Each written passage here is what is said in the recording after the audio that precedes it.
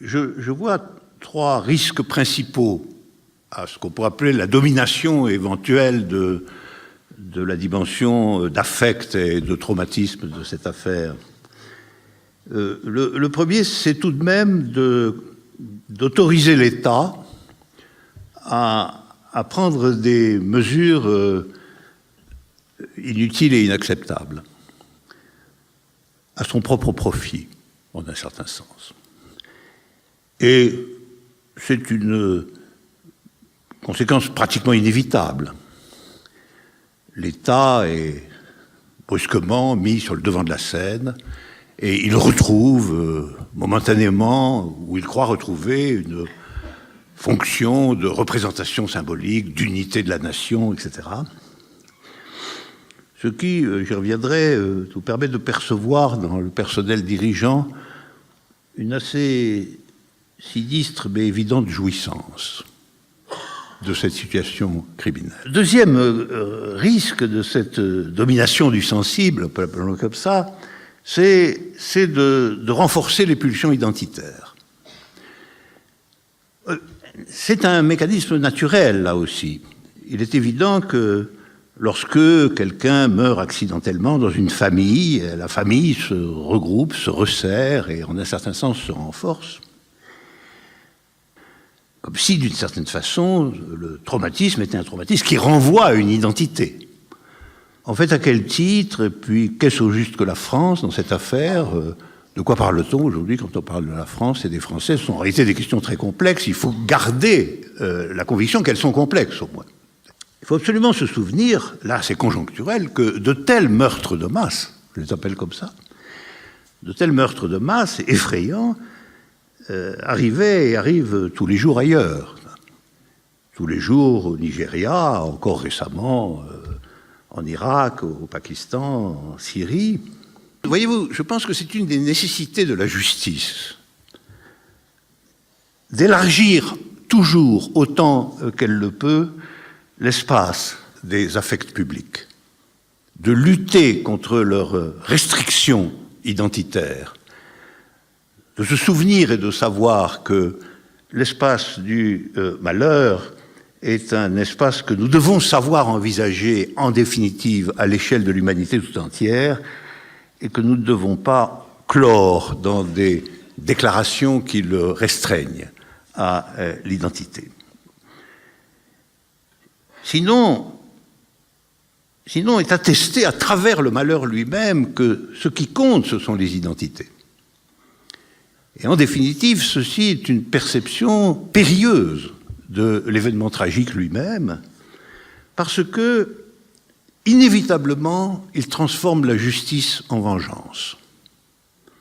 Mais il faut se rappeler que, du point de vue de la destinée de l'humanité tout entière et de ce qu'est la justice, la vengeance ouvre toujours un cycle d'atrocités.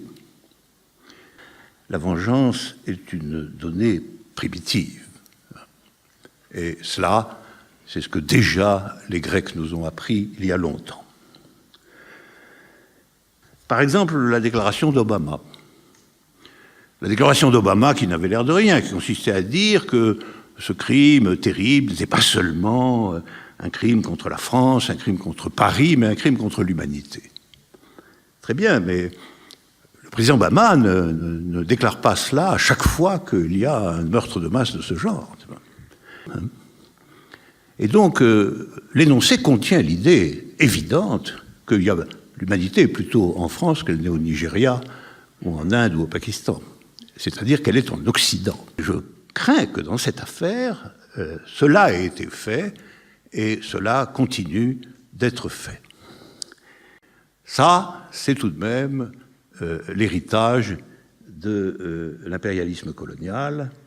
C'est l'héritage, l'habitude de l'Occident, ce qu'on appelle l'Occident, les pays avancés, les pays civilisés, les démocraties, comme vous voulez, de se considérer comme représentant l'humanité tout entière et la civilisation humaine en tant que telle. C'est le deuxième péril. Et puis, il y a un troisième péril qui est dans cet abandon éventuel à l'affect, qui est de faire exactement ce que les meurtriers désirent, c'est-à-dire obtenir un effet démesuré. Mais l'effet des provocations fascistes, c'est de provoquer chez celui qui est visé cet obscurcissement, ce sujet obscur, qui est un mélange de dépression et d'esprit de vengeance, et qui, il faut le dire, est capable à son tour du pire. Alors, pour parer à ces trois risques, je pense qu'il faut parvenir à penser ce qui est arrivé.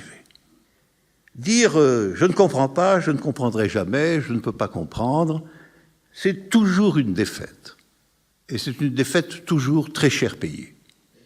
On ne doit rien laisser dans le registre de l'impensable.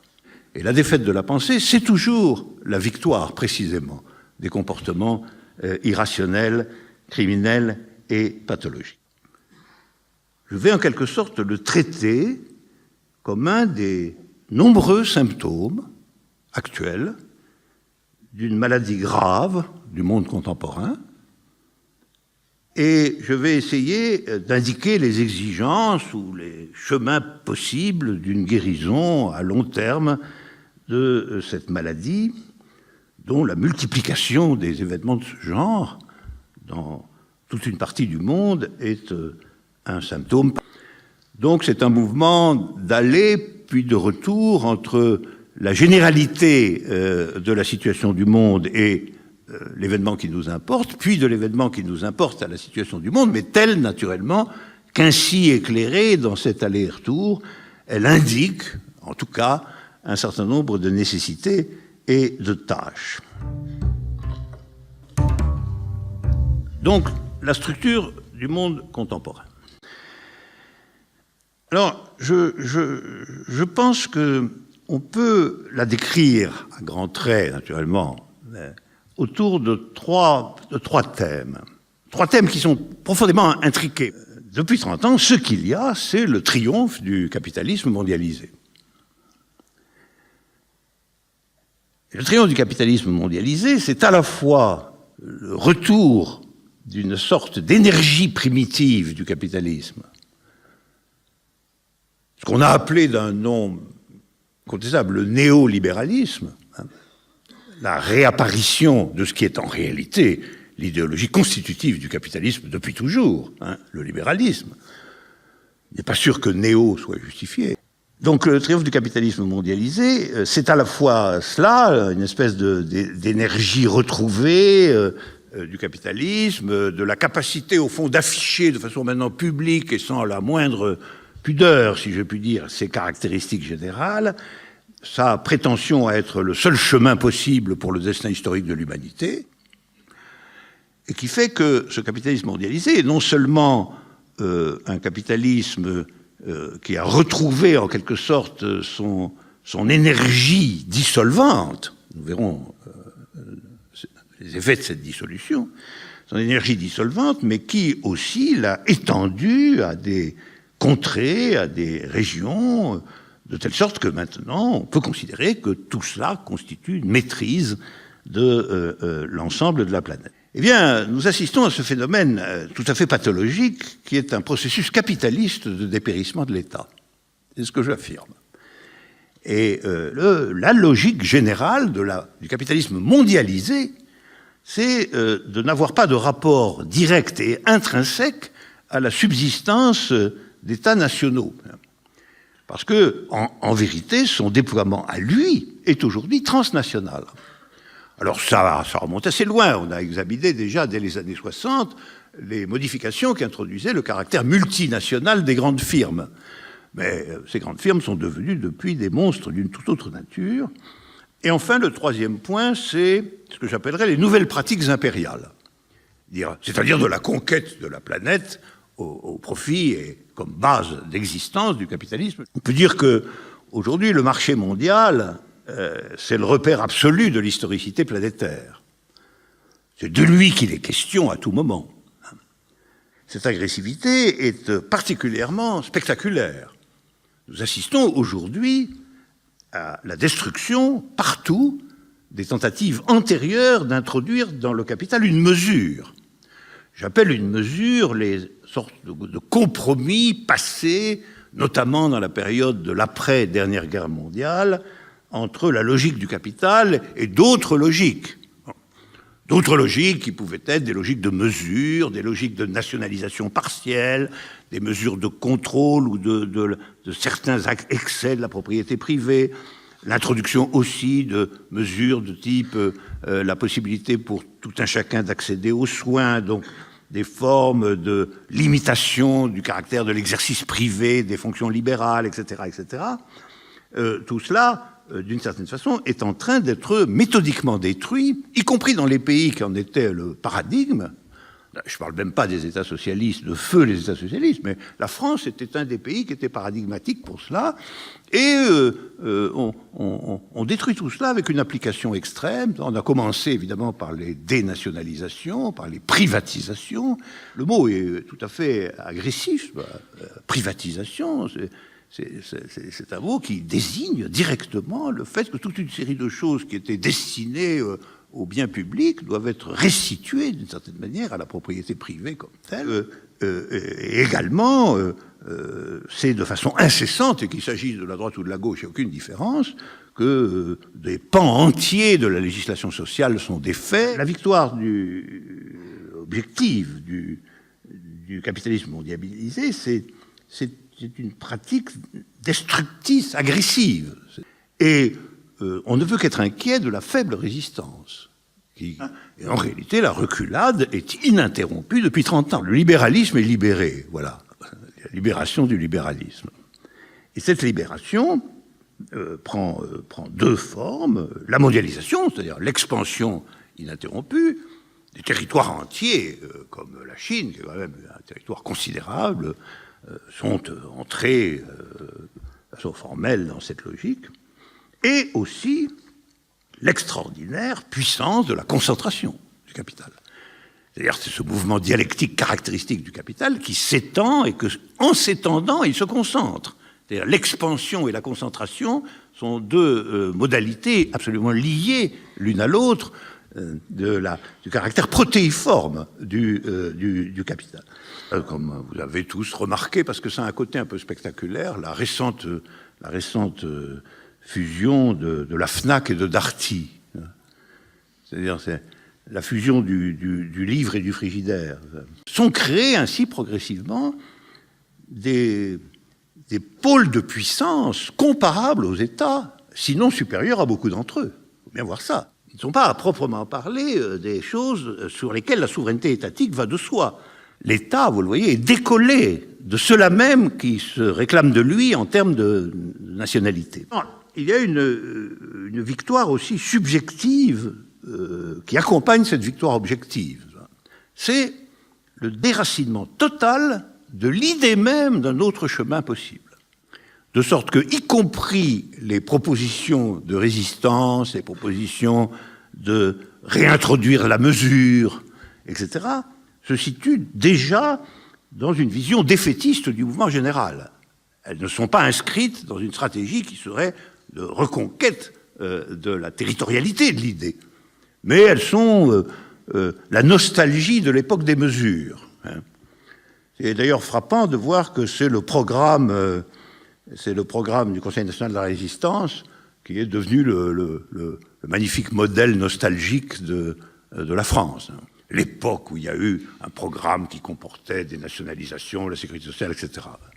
Et la nostalgie de ce programme est une nostalgie au sens strict, c'est-à-dire une rêverie complètement décollée de cette victoire subjective spectaculaire, malgré tout, qui fait que, après tout, dans un temps assez court, la force existante de l'idée que, quelles que soient les difficultés, une autre possibilité existait, qui encore dans les années 60-70 du dernier siècle animait dans le monde entier des révoltés de tous ordres, cette idée est aujourd'hui à ce point malade qu'on a honte de la ressortir. Enfin, pas moi, même. Elle est criminalisée. Elle est criminalisée. Le but poursuivi par les tenants de la mondialisation capitaliste n'est pas un but éthique, comme ils font semblant de le faire croire. C'est un but de déracinement définitif, à leur avis, de l'idée d'une alternative. On est passé du 2 à l'1. Ça, c'est fondamental. C'est pas la même chose quand sur une même question, il y a deux idées en conflit ou qu'il n'y en a qu'une. Et cette unicité est un point fondamental du triomphe subjectif du capitalisme. À l'intérieur de tout cela, que dire des États? Les États sont en définitive des gestionnaires locaux de cette affaire-là. Il s'en faut de beaucoup que la norme de la puissance soit représentée par eux et eux seuls. Comme je l'ai rappelé, les de grandes firmes ont la taille des États moyens, et il est très frappant que les banques elles-mêmes sont devenues des ensembles si considérables qu'on admet comme un axiome que leur chute est impossible. Too big to fail. Trop gros pour chuter. C'est que non seulement les États sont largement devenus ce que Marx pensait déjà d'eux, à savoir des fondés de pouvoir du capital, mais je ne sais pas s'il a jamais imaginé d'avoir raison au point que la réalité d'aujourd'hui lui donne.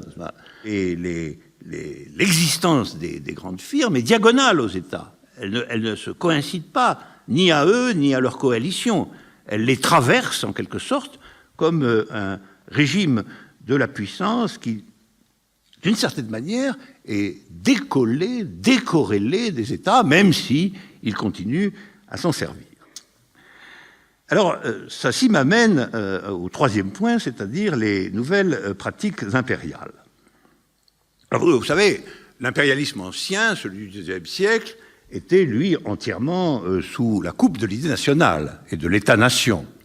Alors, ça a été, en fait, un partage du monde entre nations puissantes dans des réunions comme la réunion de Berlin en 1885, où, d'une certaine manière, on découpait l'Afrique comme un gâteau en disant ça c'est pour la France, ça c'est pour l'Angleterre, ça c'est pour l'Allemagne, etc. Et où on installait un pouvoir métropolitain de gestion directe des territoires avec la complicité éventuelle de quelques notables locaux.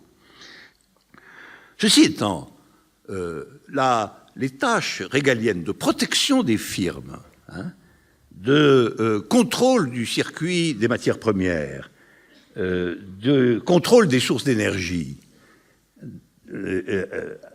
devaient continuer à être assumées en partie par des moyens étatiques. Il faut rappeler que les interventions militaires en Afrique dans les dernières années, il y en a eu plus de 50. Plus de 50. On peut dire qu'il y a eu un état de mobilisation militaire quasi chronique de la France pour maintenir son précaré africain. Donc, le point n'est pas la fin des interventions impériales, absolument pas. La question est d'une différence de modalité de l'intervention impériale. Que faire pour protéger tout cela? C'est une réussite parce qu'on y a protégé les intérêts de l'Occident. Ça, c'était dit comme ça. Donc au Mali, on protège les intérêts de l'Occident. On ne protège pas les Maliens, apparemment. Une possibilité, c'est tout simplement de détruire les États. Et en vérité, il faut quand même bien se rendre compte que, contrairement à ce qui se dit, à ce qui se raconte, les firmes, leurs représentants, les agents généraux du capital partout, peuvent parfaitement négocier avec des bandes armées, à certains égards plus facilement même qu'avec des États constitués. Tout le monde avait pu constater que ça fait quand même un bon bout de temps qu'on parle d'écraser Daesh, mais en réalité, jusqu'à présent, rien de réellement sérieux n'a été fait, excepté par les Kurdes, qui, eux, sont sur place et ont des intérêts propres dans la région. Une entreprise commerciale compétente. Ils vendent du pétrole, ils vendent des œuvres d'art, ils vendent beaucoup de coton, d'une grande puissance productrice de coton, Daesh. Donc ils vendent beaucoup de choses à tout le monde. Parce que pour vendre quelque chose, il faut être deux. Donc je pense que, pour récapituler tout cela, nous avons une structure du monde contemporain dominée par le triomphe du capitalisme mondialisé, nous avons un affaiblissement stratégique des États, voire même un processus en cours de dépérissement capitaliste des États, et troisièmement, nous avons de nouvelles pratiques impériales qui tolèrent et même encouragent, dans certaines circonstances, le dépeçage, voire l'anéantissement des États. On ne peut pas ignorer cette hypothèse si on se demande, par exemple, quel était l'intérêt véritable de l'expédition en Libye. On a détruit un État complètement, on a créé une zone d'anarchie dont tout le monde se plaint ou feint de se plaindre, mais après tout, les Américains ont fait la même chose en Irak, et donc dans des zones considérables, la pratique a été de détruire les États pour ne mettre à leur place pratiquement presque rien. D'abord, le développement inégalitaire est sans précédent. Alors, on sait, même la droite s'en inquiète quelquefois de ces inégalités si monstrueuses qu'on ne sait pas si on contrôle bien le système de ces effets. Il y a des chiffres fondamentaux qu'il faut connaître, qu'il faut que tout le monde connaisse, que tout le monde ait dans sa poche, des chiffres fondamentaux qui sous-tendent quand même ce qu'il faut bien appeler une logique de classe extrêmement stricte, extrêmement tranchée, et qui, d'une certaine façon, est telle qu'elle rend stupide ou impraticable la norme démocratique, même la plus formelle. À un certain degré d'inégalité, parler de démocratie et de normes démocratiques n'a plus aucun sens.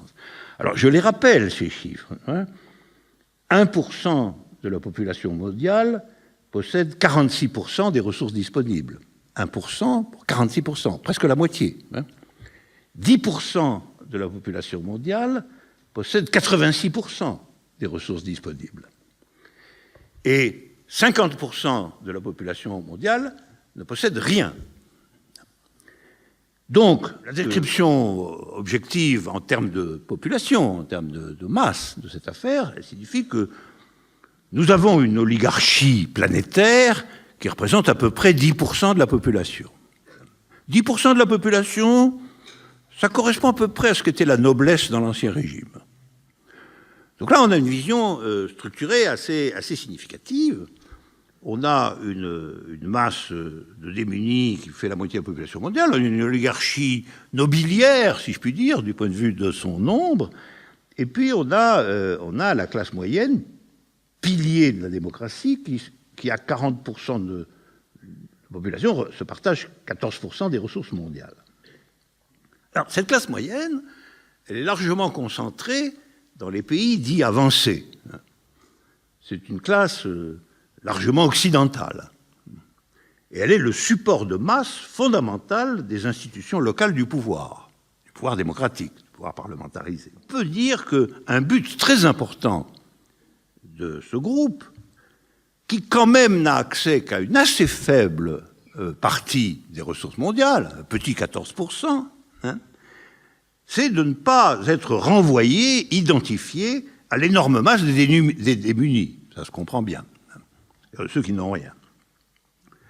Voilà pourquoi, malgré tout, cette classe, prise dans son ensemble, est poreuse au racisme, à la xénophobie, au mépris. Et quand on lit qu'il faut faire la guerre aux barbares, c'est évidemment au nom de ces civilisés qu'on parle, et c'est à elle qu'on tient le discours de la défense des valeurs. Défendons nos valeurs. En réalité, défendre nos valeurs, ça veut dire défendre le mode de vie occidental de la classe moyenne. C'est ça. C'est le mode de vie des 40%. Ce mode de vie dont Pascal Bruckner dit qu'il n'est pas négociable. C'est pour ça que c'est vécu, disons, comme une crise de civilisation. C'est-à-dire comme un attentat porté à quelque chose qui, malgré tout, déjà dans son existence historique, naturelle, est menacé par les développements en cours et auquel, cependant, on se cramponne. Il y a dans le monde aujourd'hui un peu plus de 2 milliards de personnes dont on peut dire qu'elles sont comptées pour rien. C'est-à-dire comptées pour rien par le capital. C'est-à-dire qu'aux yeux du développement structurel du monde, ne sont rien, ne devraient pas être là même. Ça serait mieux. Donc votre identité, aux yeux du mouvement dominant du monde d'aujourd'hui, c'est la double identité de salarié et de consommateur. Et il y a 2 milliards de gens qui n'ont accès ni à l'un ni à l'autre. Du point de vue de la logique générale du monde, ils sont comme s'ils n'existaient pas. Et on commence à entendre une propagande sur le caractère extrêmement dangereux d'une invasion par ces gens qui n'existent pas, ou qui devraient ne pas exister. Il y a eu déjà d'autres périodes de chômage de masse, dans les années 30. Et aujourd'hui, il semble que ce soit plus structurel que ça. C'est peut-être une impossibilité intrinsèque pour le capitalisme mondialisé d'être hors d'état de valoriser sous la forme des profits qu'il en tire, la force de travail disponible. Et peut-être que ça s'aggravera encore. Donc, on pourrait calculer en sens inverse. On pourrait dire, compte tenu de la situation, un gouvernement mondial raisonnable et soucieux du bien public, n'est-ce pas, considérerait qu'il faut décider, comme imaginait Marx que ça se ferait, que le temps de travail doit être ramené à 20 heures, peut-être à moins. Et évidemment, nous aurions une rapide résorption de cette masse énorme de gens qui ne peuvent pas accéder au travail. Donc, il y a une énorme masse de gens dans notre monde qui sont comptés pour rien. C'est un point qui est absolument nécessaire de prendre en compte si on veut comprendre ce qui se passe. Dans les zones où la situation est anarchique, où l'État est absent, où circulent des bandes armées, finalement, on se résigne à ce que les populations qui sont là, eh bien, ne soient, au sens strict, sans aucune défense instituée.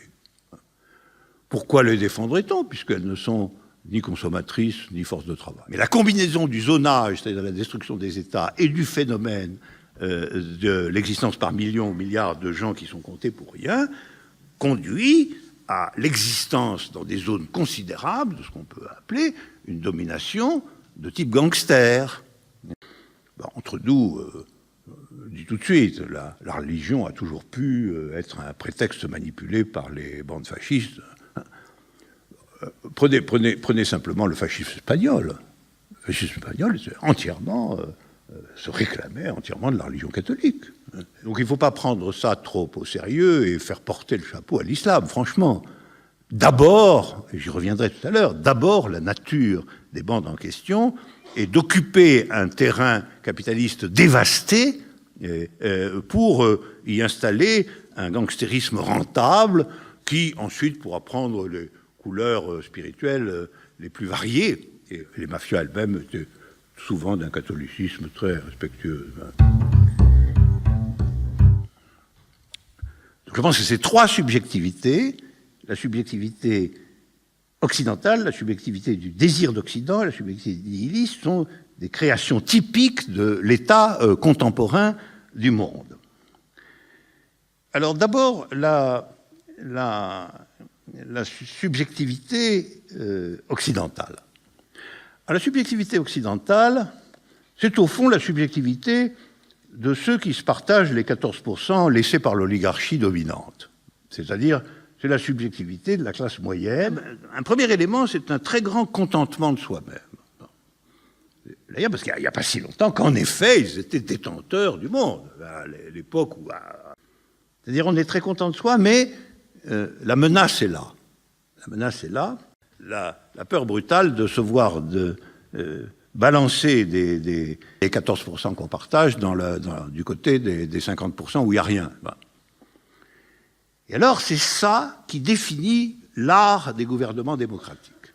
Quelle que soit leur couleur, c'est de diriger cette peur qui anime leur base, la classe moyenne, non pas contre eux, les gouvernements, mais contre les représentants internes de la masse démunie.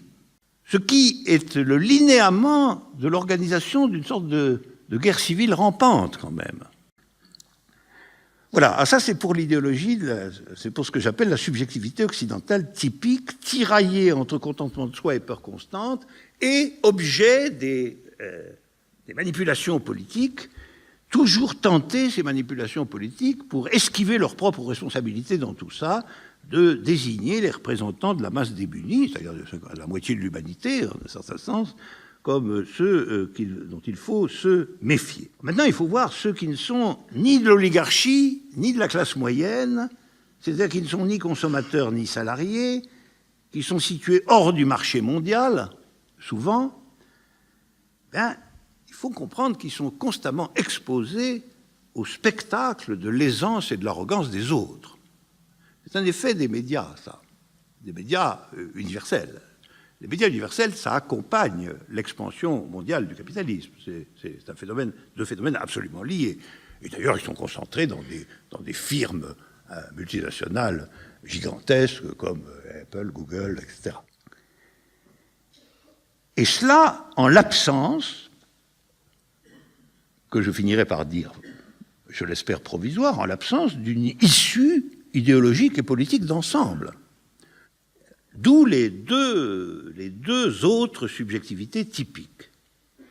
La première, c'est ce que j'appellerais le désir d'Occident.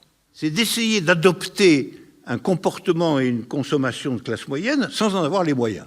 Alors, ça donne aussi, évidemment, le flot migratoire.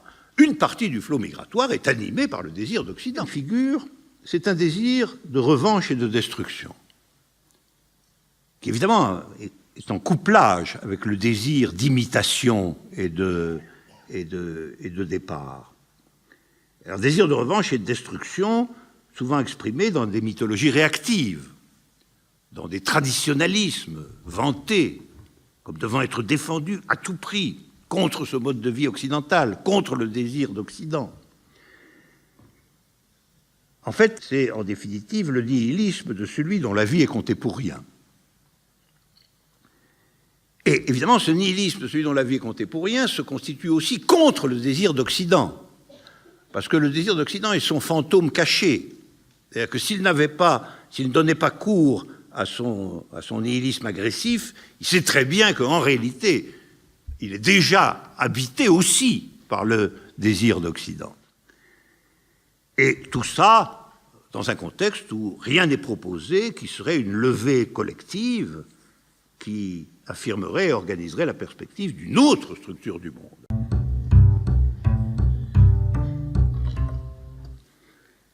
Alors, de manière générale, je pense qu'on peut appeler fascisme la subjectivité populaire qui est générée et suscitée par le capitalisme, soit parce qu'il y a une crise systémique grave, ça a été le cas dans les années 30, soit peut-être plus profondément sous l'effet des limites structurales du capitalisme, telles que je les ai décrites. C'est de limites structurales du capitalisme mises en évidence par la mondialisation, justement. Mondialisation qui, rappelons-le, est à la fois une expansion, mais aussi une expansion qui révèle l'incapacité du capitalisme, par exemple, à valoriser l'ensemble de la force de travail disponible. Donc le fascisme, c'est une subjectivité réactive, intracapitaliste d'une certaine manière, puisqu'elle ne propose rien d'autre en réalité, mais c'est une subjectivité réactive qui impute au capitalisme, au fond, de ne pas être en état de tenir les promesses qu'il fait lui-même. Il est, en un certain sens, largement un désir d'Occident refoulé ou dénié, et à la place de quoi vient se situer une réaction nihiliste et mortifère, dont la cible est précisément ce qui était l'objet possible du désir. Alors là, dans un schéma psychanalytique classique. On peut le définir comme une pulsion de mort, finalement, articulée dans un langage identitaire. La religion est un ingrédient tout à fait possible. Hein. Comme je vous le rappelais, le catholicisme l'a été pour le fascisme espagnol pendant la guerre civile, l'islam l'est aujourd'hui au Moyen-Orient, particulièrement là où le zonage impérial a détruit les États. La forme pratique de ces fascismes, c'est toujours la logique de la bande, hein. C'est le gangstérisme criminel, avec la conquête et la défense de territoires, où on a le monopole des affaires, le caractère spectaculaire de la cruauté, le pillage, et puis aussi, comme dans le cas des différentes mafias, le recyclage permanent des choses dans le marché mondial, par ailleurs. Donc ce n'est pas deux univers disjoints, hein. Daesh, je vous l'ai dit déjà, est une grande firme commerciale, elle vend du pétrole, elle vend des œuvres d'art, elle vend du coton, elle vend des tas de choses, elle vend des armes. De sorte que cette forme fascisante est en réalité interne à la structure capitaliste mondialisée, dont elle est en quelque manière une perversion. Mais la perversion au sens où la perversion est toujours aussi une forme du sujet. Tout le monde sait que les firmes, non seulement les firmes, mais des clients occidentaux avérés, comme le gouvernement d'Arabie Saoudite par exemple, ne cessent de négocier avec les bandes fascistes moyen-orientales. Finalement, quelle est la nature de la proposition faite aux jeunes à travers tout ça? Parce qu'après, c'est un mélange, d'abord, d'un côté, d'héroïsme sacrificiel et criminel, ça veut dire tuer des Occidentaux, vaincre les tueurs des autres bandes. Il faut savoir que Daesh paye assez bien l'ensemble de ces hommes, enfin beaucoup mieux que ce qu'il pourrait gagner normalement, si je puis dire. Et puis, il y a donc un peu d'argent, il y a des femmes, il y a des voitures, etc. C'est donc un mélange de propositions héroïques mortifères et en même temps de corruption occidentale par les produits. Et ils vont être ralliés éventuellement au mélange de corruption et d'héroïsme sacrificiel et criminel à raison de la subjectivité qui est la leur, pas à raison de la conviction islamique, dont on a étudié d'ailleurs que dans la plupart des cas de type Daesh, etc., elle est terminale plutôt qu'inaugurale. Elle est quelque chose qui vient nommer, structurer et lier tout ça, mais au niveau du désir véritable, il est composé de façon complexe, comme je l'ai dit. Alors disons, les tueurs sont de jeunes fascistes, au sens que je viens de dire, issus de l'immigration ouvrière. Et au fond, une comparaison que je fais assez volontiers, c'est entre eux et certains, en tout cas, des miliciens en France de la dernière guerre, les bandes de jeunes miliciens, collabos des Allemands. Hein. Et alors tout ça est évidemment capté par une logique politique. Ça n'est pas une politique, ça n'est pas une logique politique, mais c'est capté par une logique politique de scission interne. Alors, les tueurs d'aujourd'hui, là, ils sont, en un certain sens, de typiques produits du désir d'Occident frustré, c'est-à-dire de gens habités par un désir d'Occident réprimé et frustré, et qui s'imaginent être des anti-occidentaux, alors qu'ils sont un des symptômes nihilistes, finalement, de la vacuité aveugle du capitalisme mondialisé, et de son incapacité, de son impéritie à compter tout le monde pour quelque chose dans le monde tel qu'il est. Un attentat, c'est ce qu'organisaient les résistants contre les occupants nazis et leurs complices pétédistes. Ça s'appelait des attentats, ça. C'est une affaire foireuse, pour tout dire. Et elle peut l'être, pourquoi? Parce que les gars ont décidé que leur vie ne comptait pas. C'est le ressort absolu de ce genre d'affaires. Leur vie à eux ne compte pas. Et parce que leur vie ne compte pas, la vie des autres n'est rien du tout non plus. C'est comme ça que ça se passe. Et donc, c'est vraiment le nihilisme qui est le ressort de tout ça. C'est la capacité de considérer que, finalement, on va cramer sa vie, quoi. On va cramer sa vie dans un héroïsme ridicule et artificiel et en même temps scandaleux et atroce, après avoir sans doute baroudé par-ci par-là, touché un peu d'argent, etc. Donc c'est pas vraiment un attentat au sens où attentat veut dire une pratique réfléchie, décidant ses cibles, prévoyant des moyens de repli, etc., etc.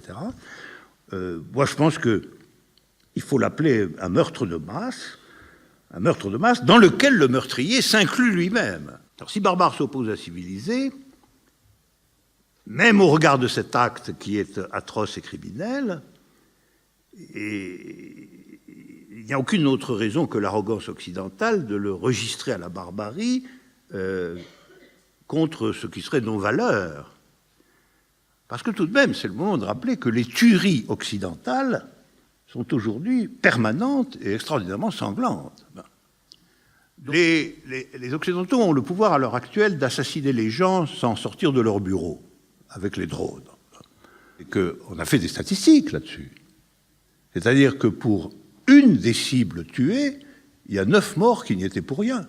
Donc, si on appelle barbare le fait de tuer des gens pour rien, nous, les Occidentaux, en tuent tous les jours. Il faut le savoir. Et simplement, dans un cas, la barbarie, nous avons un meurtre de masse assumé et suicidaire, donc l'atrocité est assumée et suicidaire. Dans le cas des civilisés, c'est un meurtre de masse technologique, dissimulé et satisfait. Les Occidentaux sont allés d'ailleurs jusqu'à prétendre que ce qui était bien, c'était 0 mort de leur côté et tous les morts de l'autre, qui est une pratique de la guerre très spéciale.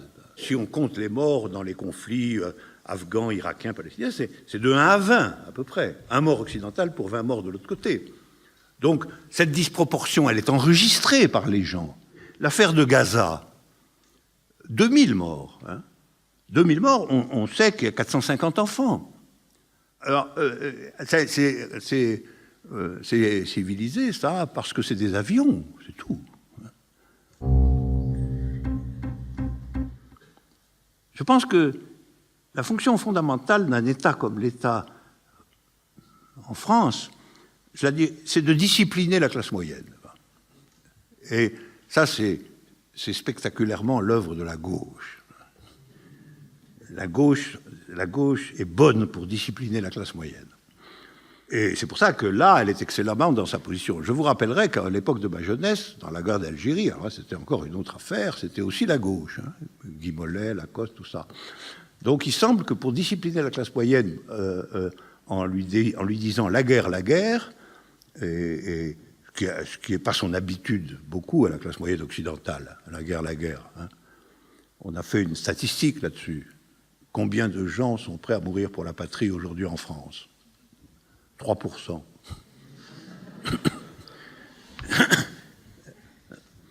Et 67% de Russes. Vous avez compris, personne n'est prêt à faire la guerre ici dans ce pays. Personne, donc c'est pas... En janvier, l'État avait utilisé la laïcité républicaine. Cette fois, il essaie d'utiliser le vieux nationalisme, la France, le drapeau tricolore, couplé à ce qu'en est l'éternel ressort, c'est la guerre. Mais bon, ce couple est évidemment aberrant. Et d'ailleurs, à mon avis, il ne fonctionnera pas longtemps. Si vous voulez, qu'est-ce que c'est que la France ? C'est un acteur déclinant un peu de seconde zone de la structure mondiale que j'ai décrite. Alors on dit les valeurs. Mais les valeurs de la France, c'est quoi ? Nos valeurs. Alors, moi, j'ai mon point de vue là-dessus. La France, ce qui singularisait la France, parce que s'il y a des valeurs de la France, il faut se demander ce qui les singularise, si c'était quelque chose, c'était la tradition révolutionnaire.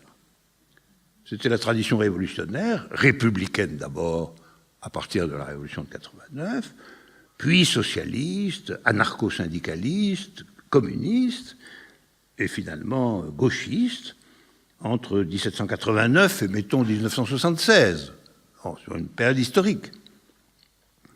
Mais c'est fini, ça. C'est fini. Elle est plutôt caractérisée par une collection singulière d'intellectuels identitaires. Elle s'est aussi manifestée par une chose qui n'a été faite nulle part ailleurs, c'est-à-dire des lois ouvertement discriminatoires concernant une partie des pauvres qu'elle a créées. Des lois, on peut les énumérer, mais les lois sur le foulard islamique, tout ça, je regrette. Ce sont des lois de stigmatisation et de ségrégation visant qui ? Visant des pauvres, des populations pauvres, qui ont leur religion comme les Bretons étaient catholiques dans le temps passé. C'est pas plus ni moins que ça. Et les viser spécifiquement, alors que c'est le capitalisme français qui a créé ces pauvres. Parce que, pourquoi ? Parce que c'est lui qui a détruit l'appareil industriel français. Pourquoi y avait-il tant de gens venus du tiers-monde chez nous ? Parce qu'on allait les chercher. Il faut rappeler l'époque. On allait en avion au Maroc pour ramener les ouvriers nécessaires pour les chaînes des entreprises de construction de voitures. Et maintenant, on a alors ces gens ont fait venir leur famille, il y a une deuxième génération, il y a des jeunes. Leur destin normal était de devenir eux aussi ouvriers qualifiés, etc. Mais on a détruit entre-temps l'appareil productif, les usines pratiquement terminées, tout est délocalisé, donc ces gens n'ont aucun avenir. Mais c'est une tromperie, c'est une duperie. On les a importés sans garantie, mais maintenant on voudrait les exporter. Mais c'est pas comme ça se manie pas comme ça, le matériel humain tout de même.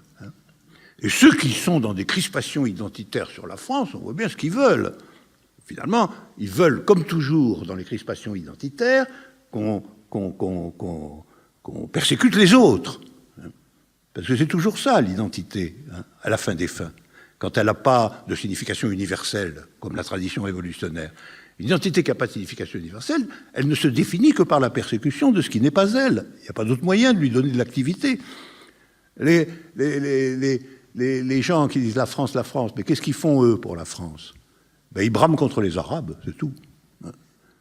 Mais ils sont certainement encore moins de 3% à vouloir mourir pour la patrie. Ça, et ils mourraient plutôt pour leur statut médiatique. Voilà, donc moi je pense que sur cette question, il faut dire ce ne sont pas les barbares qui ont déclaré une guerre, mais c'est l'État français qui est allé à la remorque des firmes et quelquefois des Américains, se mêler d'affaires impériales bourbeuses, participer à des zonages, détruire des États et créer par là même l'ensemble de la situation dont j'essaie de faire le panorama. Et cette situation inclut la genèse subjective de jeunes fascistes dans les zones découvertes et dans le fait que toute une partie de la population mondiale est comptée pour rien. Comment dans ces conditions, essayer de construire une pensée différente? Comment s'arracher à tout ça? Voilà. Alors, je pense que pour s'arracher à la propagande qui accompagne toute déclaration de guerre, même absolument fictive, alors je pense qu'il faut substituer à ça mentalement et pratiquement un espace international, une façon de penser internationale, je dirais même transnationale, qui soit à la hauteur de la mondialisation capitaliste. Vous comprenez? Parce qu'il y a belle lurette que les capitalistes ont cessé d'être des Français, eux. Ils ont de l'avance. Ils sont chez eux à Shanghai, ils sont chez eux à San Francisco, ils sont chez eux au Maroc. Eux. Et nous pas. Vous voyez? C'est un énorme retard, ça. Et encore bien plus si nous aggravons ce retard par le fait que nous ne sommes même pas capables de reconnaître comme étant avec nous et chez nous les gens qui sont là. Les gens qui sont comptés pour rien. C'est quand même terrible de considérer que la défaite révolutionnaire a été telle que nous ne sommes même pas en état d'avoir mentalement une représentation mondialisée des problèmes, alors que nos adversaires immédiats, eux, l'ont conquise depuis longtemps. Il faut avoir la force de se désintéresser partiellement de l'État lui-même. Parce que l'État, c'est ce qui vient quand France ou Français ne veut plus dire grand-chose. L'État nous convoque, comme il le fait aujourd'hui. Mais il faut voir que l'État est en train de dépérir en réalité. Et il est en train de dépérir en dévorant le lien social lui-même, en dévorant la société. Et donc il faut s'en désintéresser. Là n'est pas le problème. On ne fera rien dans l'État, avec l'État. Il faut s'établir ailleurs, armé d'une pensée qui soit à échelle planétaire.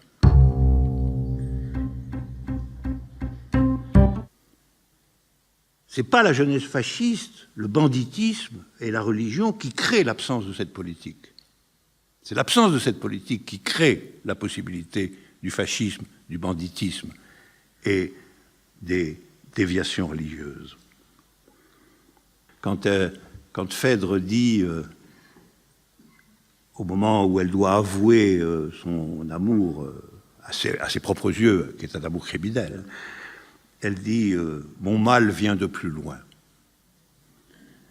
Je pense qu'il faut penser comme ça. Notre mal vient de plus loin que l'immigration, que l'islam, que le Moyen-Orient dévasté, que l'Afrique soumise au pillage.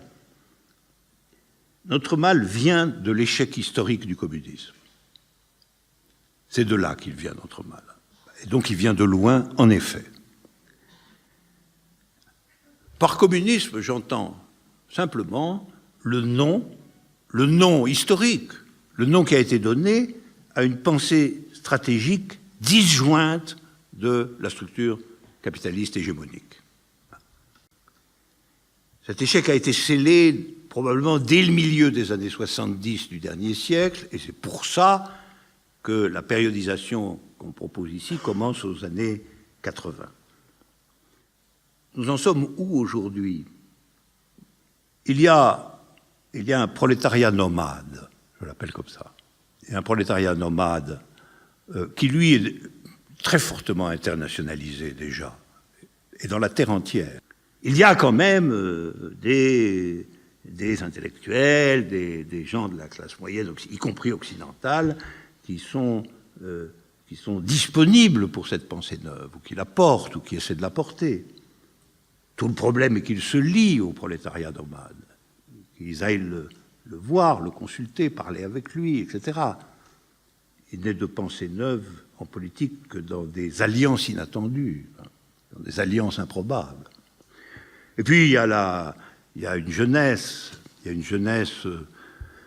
on sait bien, il y a une jeunesse pour les raisons que j'ai dites, qui lorsqu'elle arrive au bord du monde, là, se demande ce que ce monde lui propose. Tant qu'une proposition stratégique autre ne lui sera pas faite, elle restera dans une désorientation essentielle. Parce qu'on peut dire cela, on peut dire que le capitalisme est une machine à désorienter les sujets. Des sujets qui ne se résignent pas à être simplement dans la vacuité du binôme consommateur-salarié. Et s'il y a cette proposition, s'il y a cette irrigation par une pensée neuve, alors, à propos, y compris de ce qui s'est passé, ce sera cela qui viendra à bout du fascisme contemporain. Ce ne sera pas les sordides guerres de l'État qui ne nous promettent rien de bon. Ce sera la capacité de résorber, d'annuler la fascisation rampante, parce que quelque chose d'autre sera proposé. C'est-à-dire que nous créerons une quatrième figure subjective typique. Et si rien de tout cela se fait, eh bien ça continuera comme c'est. Ça continuera comme c'est. Et à la fin des fins, il y aura la guerre, la grande guerre. La grande guerre. Parce que c'est elle qui, à ce moment-là, simplifie la situation. En détruisant suffisamment de choses pour que tout aille mieux. Plutôt que d'être démonté, hébété, sous le choc, ou plutôt que de prendre la posture, n'est-ce pas, du guerrier des valeurs occidentales. M. Valls, lui, on sent sa jouissance. On dirait un adjudant de cavalerie à qui on vient de dire qu'il avait maintenant le droit de faire courir ses chevaux. Mais ça, vous voyez, et puis alors le drapeau tricolore, la France, etc., tout ça nous conduira dans l'impasse et dans l'abjection. Il y a une urgence, mais une urgence stratégique, c'est le travail, qui est un travail pour tout le monde. Puis c'est un travail de pensée, mais c'est un travail de geste, c'est un travail de trajet, c'est un travail d'aller voir qui est cet autre dont on vous parle, qui il est vraiment, de recueillir sa pensée, ses idées, sa vision des choses, et de l'inscrire, lui, et vous, en même temps, dans une vision stratégique du destin de l'humanité, qui essaiera de ne pas continuer ce que j'ai essayé de vous décrire, tout de même, qui essaiera de rompre avec cela, de faire que l'histoire de l'humanité oblique se transforme. Alors, je suis d'un optimisme inébranlable, n'est-ce pas? Et donc je pense que c'est ce qui se fera. Mais bon, le temps presse. Le temps presse. Merci.